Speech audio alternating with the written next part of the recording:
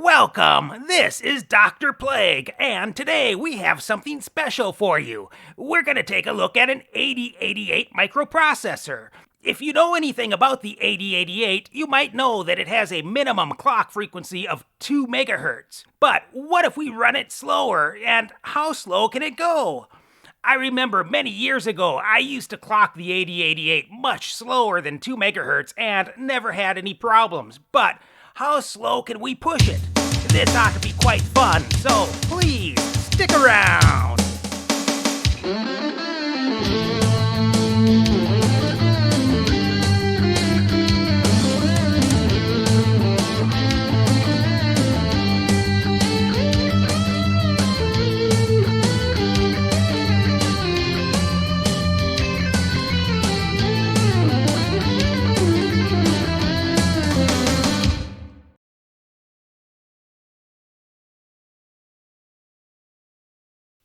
So, anyone that knows me probably knows that I have a fairly decent collection of old ICs, and here is a small sample of my collection.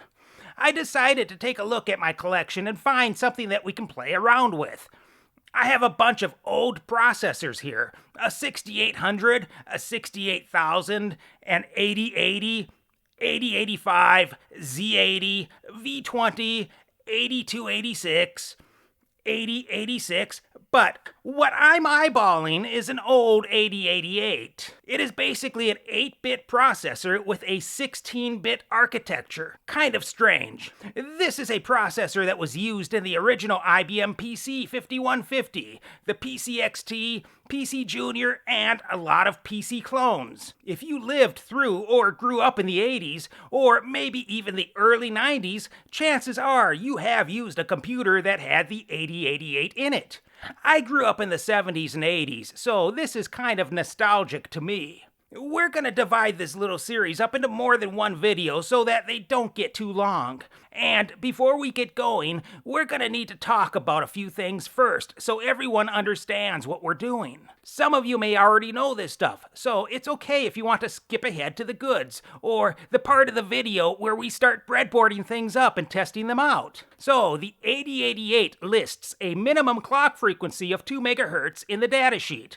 And you might be wondering why it has a minimum frequency. Now, from what I've read in this here book, supposedly this minimum is due to the internal registers using dynamic memory instead of static memory. If you're not familiar with dynamic and static memory, you can think of dynamic memory as short-term memory and static memory as long-term memory. When you store a value in static memory, it will retain that value as long as you have power applied to the memory. Sometimes it will even retain values after power has been lost, and that type of memory is referred to as non-volatile, as opposed to volatile memory.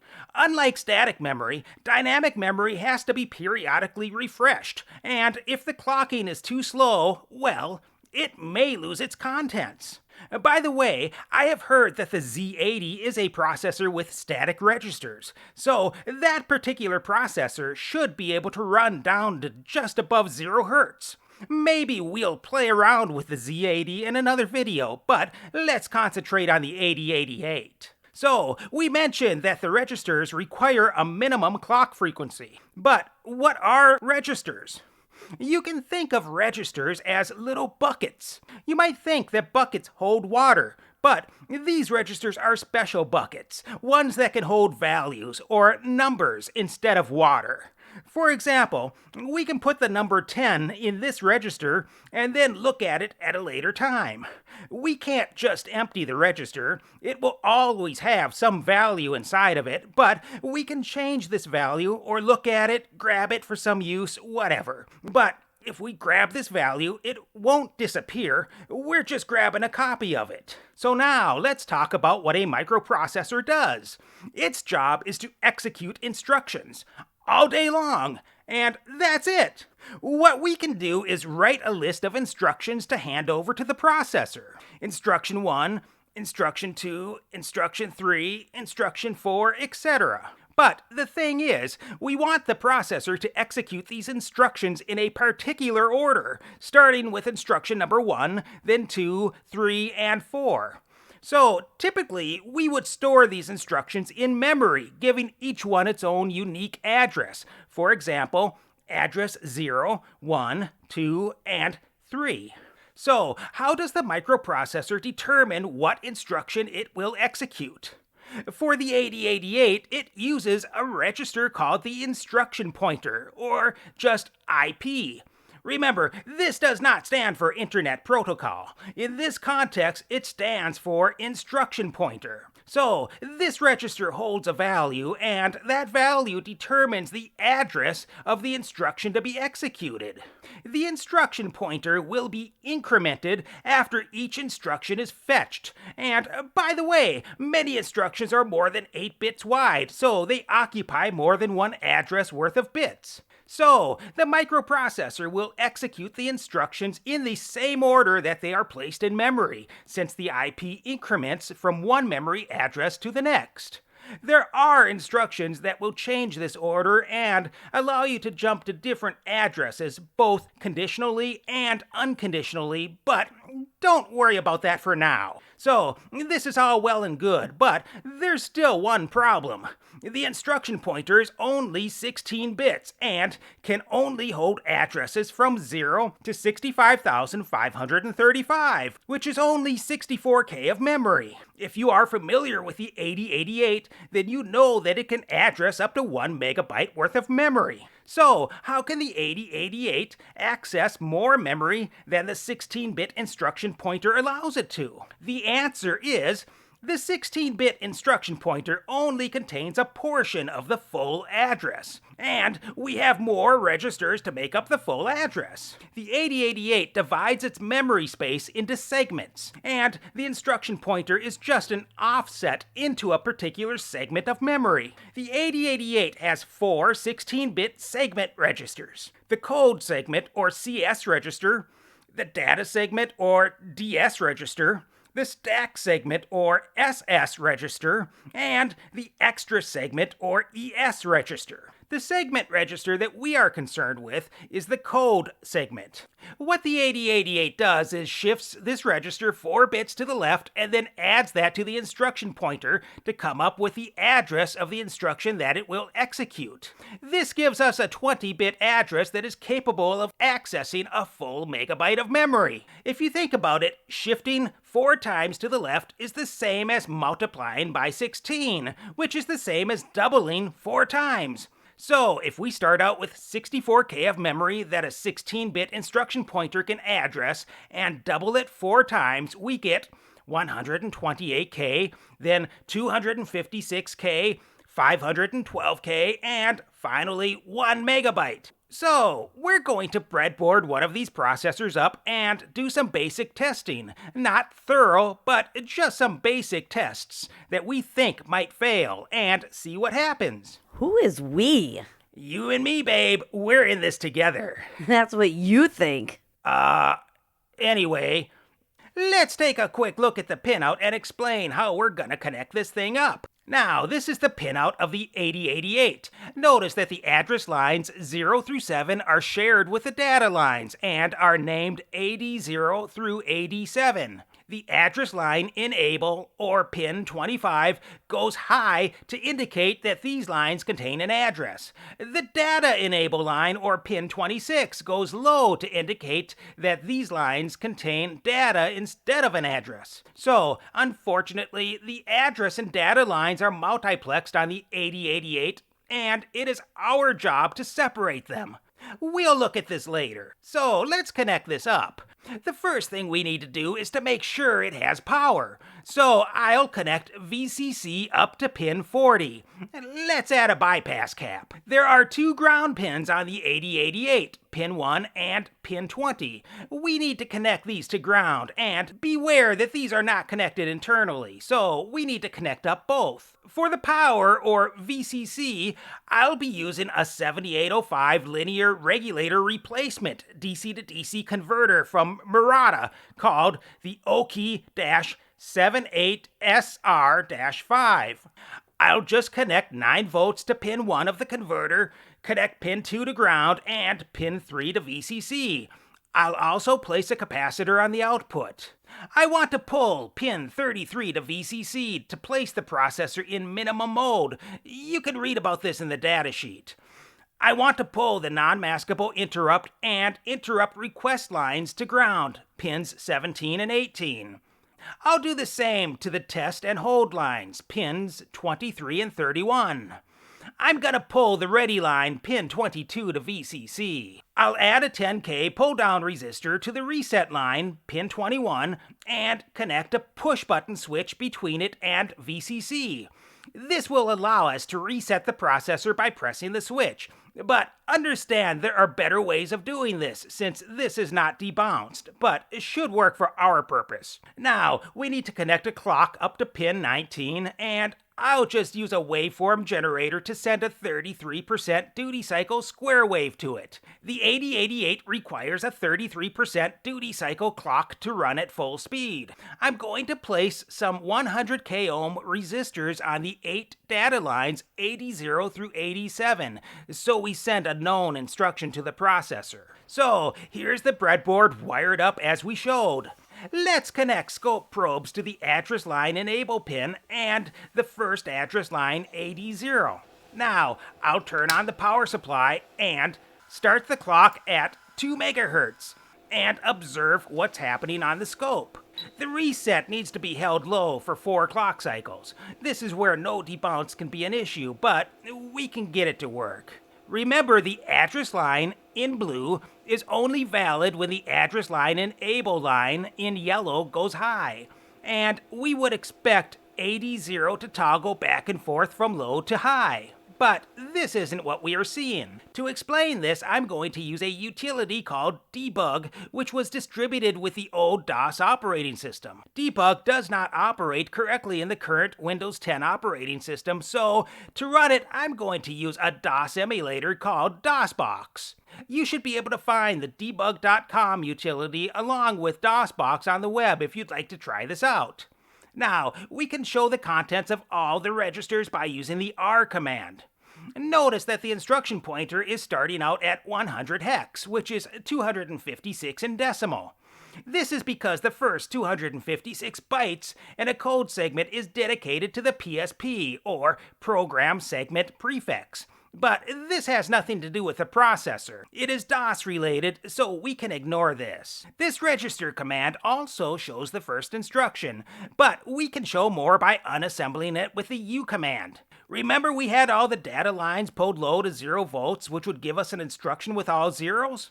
I'm going to unassemble the current instructions and notice that we get this instruction for all zeros. It's an add instruction, and the square brackets tell us that the result will be stored at a memory location, which is the sum of the base register and the source index. But the point is, it will store this at a particular address, so this will throw off the alternating toggle of the first address line. The address line needs to be used for both fetching instructions and storing calculation results. So you may know that the 8088 has a no-op instruction, which just tells the processor to do nothing and move on to the next instruction. No-op stands for no operation.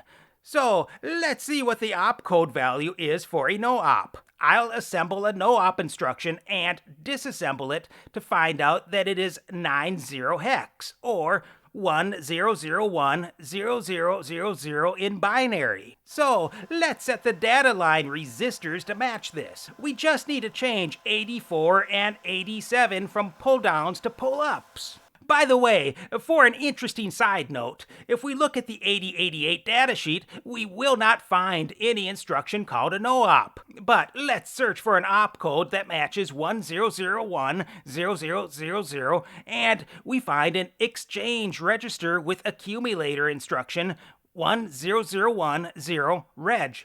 If we look up the 000 reg, we find it is AX. So let's test this in debug. We'll assemble the instruction exchange AX, AX, and disassemble it. You can see it disassembles as a no-op. This is no surprise, since exchanging AX with itself does absolutely nothing. Now, let's get back to our breadboard and start it up with the no-op hard-coded in. We now see what we are expecting. Let's now try something that should fail. We'll slow it down to 1 megahertz. Look at that! It still seems to be working. Let's try 100 kilohertz. Still works. 10 kilohertz? Yep, still works. 1 kilohertz. Of course it still works. Do you think we can get down to 100 hertz? Oh, wow, it is working.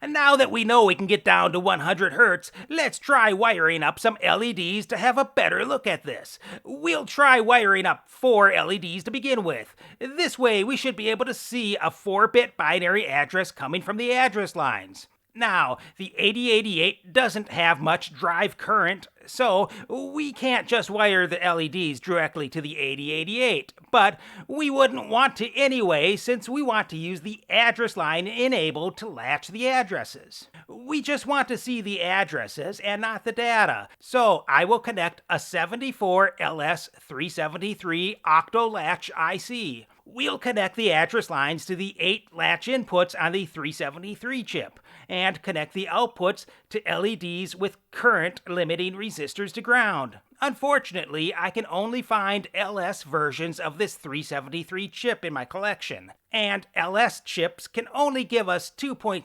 milliamps of current for driving the LEDs high, so they will be quite dim. The LS chips can handle more current if we use a low output to drive the LEDs, and we could send the outputs through an inverter to get more current, but instead I'll just use 2.2K resistors to limit the current. We want to connect power and ground to the 373, and we'll ground the inverted output enable pin. Maybe add a bypass cap. We'll connect the latch enable pin to the address line enable pin of the processor like this. This will latch the address when the ALE pin goes high, so we'll only see the address on the LEDs. And here are the fully wired breadboards. Before we power this up, let's make sure you understand how to count in binary so we know what to expect. In binary, each binary digit can have 2 different numerals, 0 and 1. You are probably used to decimal, in which each digit can have one of 10 different numerals, 0 through 9. In decimal, you start with the least significant digit and increment it until it gets to its highest value. When that digit flips back to 0, you increment the next digit to its left. So you would go from 9 to 10 and 99 to 100. You do the same thing in binary, except you only count up to 1 before flipping it back to 0. So we count like this: 0, 1, 2, 3, 4, 5, 6, 7, 8, 9, 10, 11, 12, 13, 14, 15, etc. So we should see the LEDs light up in this order, where 0 means an LED is off and 1 means it is lit up. Okay, let's see if this works. It's going pretty fast, but so far looks good. Let's try to slow this down to maybe 10 hertz. And here we are counting. 0, 1, 2, 3, 4, 5, 6, 7, 8, 9, 10, 11, 12, 13, 14, 15, 0, 1, 2, and so on. Wow, this thing is working at 10 hertz. The IP register shouldn't hold its contents at this slow of a speed. Let's try 1 hertz.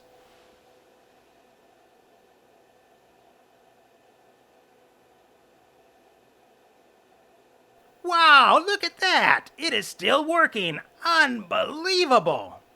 Now let's wire up 4 more LEDs and see more of the address. By the way, when the 8088 first starts up, it starts execution from the hexadecimal address of FFFF0.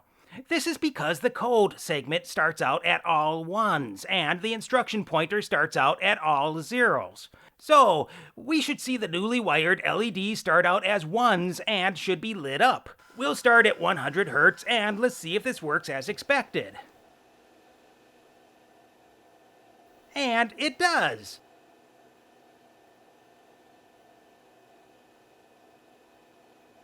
Let's try 10 Hz.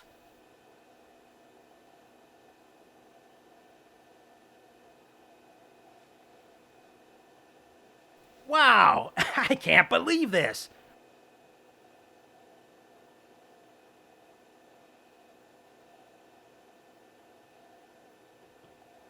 Okay, 1 hertz.